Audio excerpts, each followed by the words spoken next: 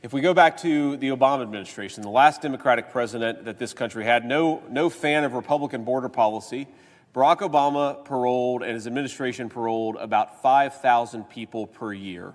And what that does is effectively grant some measure of legality to people who cross the border illegally. Now, that is meant to be used in a narrow and tailored way. You have one person coming across the border illegally. Maybe some special circumstance necessitates that we should give that person parole and temporarily relieve them from immigration enforcement. But what the Biden administration has done is radically different. So if Barack Obama paroled 5,000 illegal aliens every single year, Joe Biden is paroling close to 1 million illegal aliens every single year. Now, we know that isn't just bad for the direct reasons, that's 1 million people who are coming into the country illegally who should not be here, but we also know that it invites others. We did it, Joe. You watch a media report of someone going to the southern border and sticking a microphone in the face of somebody who's crossing the border illegally. They will say, well, we're coming here because Joe Biden and Kamala Harris have thrown open the American southern border. They have invited everyone in, and so that's what we're doing.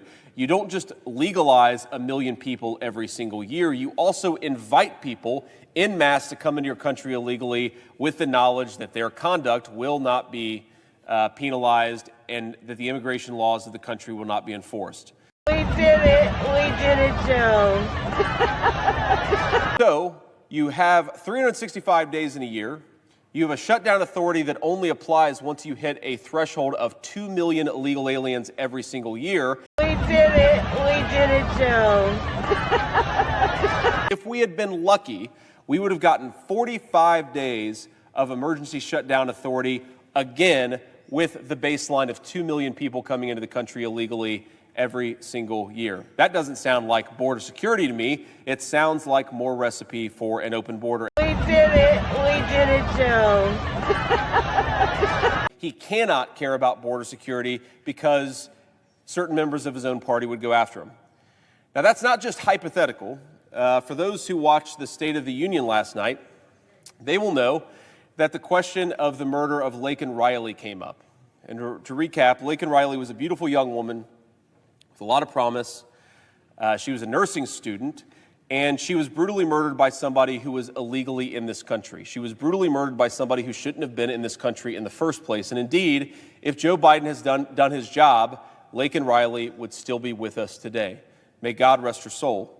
Now, not only was this person granted parole, the person who murdered Laken Riley, this illegal immigrant was also had lived in multiple sanctuary cities.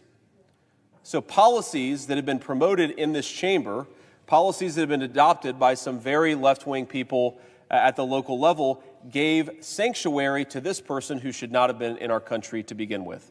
And because that person was granted sanctuary, they weren't deported, they weren't sent back to their home country, they were in our neighborhoods and in our communities, and this person committed a terrible crime. Why should these municipalities receive unlimited resources from their federal government if they're actively fighting the federal government in the enforcement of immigration laws? Just defund them.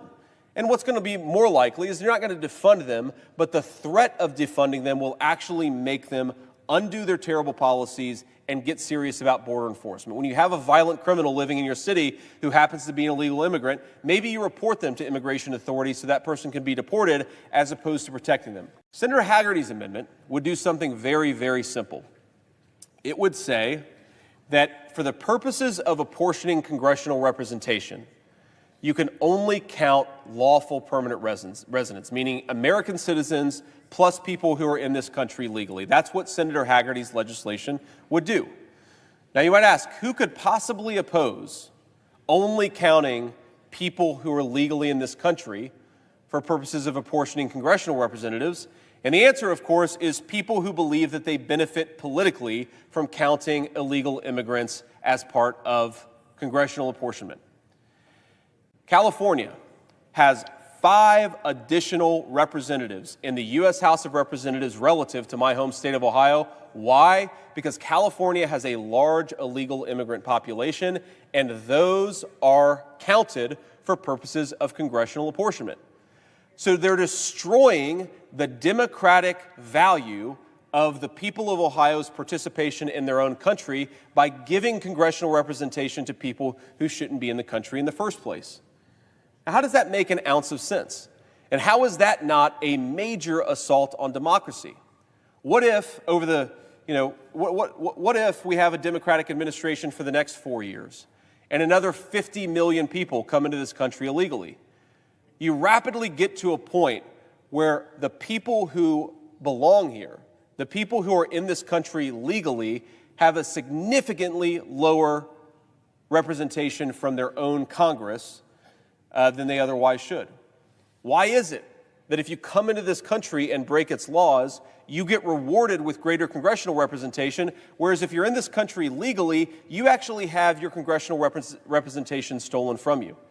And it's not just the inflation of Congress's value, which is to say the destruction of the actual democratic power of people, it's also the vote. Multiple municipalities all across our country have proposed giving illegal aliens the right to vote in this country. And I'm sure, though it hasn't, I believe, happened in this chamber, it will eventually happen that somebody in this chamber proposes that we should give illegal aliens the right to vote in this country. Isn't that a threat to democracy? We did it, Joan. One of Trump's major immigration policies during his administration was to complete the construction of a wall along the southern border to help thwart illegal aliens from entering the country. When Congress refused to appropriate the money necessary to accomplish this task, the Trump administration declared a national emergency at the southern border, which allowed it to reprogram unspent money from the Department of Defense toward the building of the border wall. As of October 23, 2020, the Trump administration completed construction of 386 miles of physical infrastructure, with 195 miles under construction and 157 miles in the pre-construction phase. DHS states that illegal drug, border crossings, and human smuggling activities have decreased in areas with new barriers. You will often hear my colleagues on the other side say that walls don't work. Well, of course, they don't work perfectly. Nothing is perfect, but walls do substantially reduce the flow of sex trafficking, of drug trafficking, and of illegal migration across the places where the wall exists. And we know, of course, that over 100,000 Americans a year die from the fentanyl that the Mexican drug cartels bring into this country, that untold thousands of children and young adults are sex trafficked into the country by those drug cartels. It's just an unbelievably tragic situation. Why you would stop completion of the physical border wall is perhaps the least rational of all the Biden administration policies, besides the fact that they want to give congressional representation to illegal aliens. We did it, Joan. But what happens when you take the number of needy children in our country and you magnify it and multiply it by 2 times or 3 times or 5 times because you have a number of illegal immigrants coming into this country who need those same benefits? Again, through no fault of their own, many of these children did not ask to be trafficked into their country. They were allowed to be trafficked into this country by the terrible, porous border policies of the Biden administration. Now, the effect of this Biden administration policy is, predictably, that a lot of people who are here in this country illegally are receiving benefits, and receiving benefits that ought to go to American citizens first. We did it, Joan. Now, my friends on the other side of the aisle will sometimes counter that, well, there are certain benefits that illegal aliens can't get, and we all agree with that. At least I would hope all of us agree with that. But it's not so simple. For example, Section 8 housing vouchers. I've known a lot of people in my life, a lot of friends and family in my community who have benefited at one time in their lives from the Section 8 housing voucher.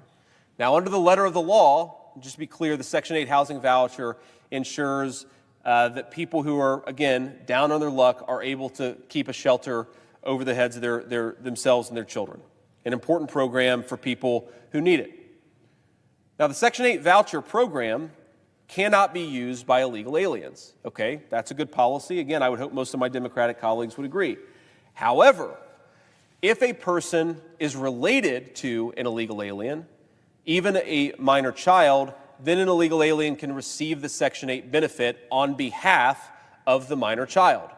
So there are millions of people receiving housing benefits and other government benefits that shouldn't be receiving them because they are enjoying and benefiting from this particular loophole. So the idea that illegal aliens don't benefit from some of our most generous welfare programs is just false. They do. And again, I say this not because we're angry at them, but because we're angry at our own country's leaders for allowing our citizens to be taken advantage of. We did it, Joe. Another problem with inviting the entire world to come and benefit from generous American social insurance is that it encourages people to come to the country. Okay? If you sort of send a release out to the entire world saying, if you come into the United States, even if you come in illegally, even if you break this country's laws, if you come into our country, you will receive generous food, medical, dental benefits, even though you broke the laws of the country in coming here. That's going to bring in a lot of people that ought not be in the country in the first place. Again, the Trump policy was to take numerous steps to combat the surge of fraudulent, frivolous, or otherwise non-meritorious asylum claims, discourage illegal aliens from taking the journey from the Northern Triangle to the United States, and refine the standards for asylum eligibility.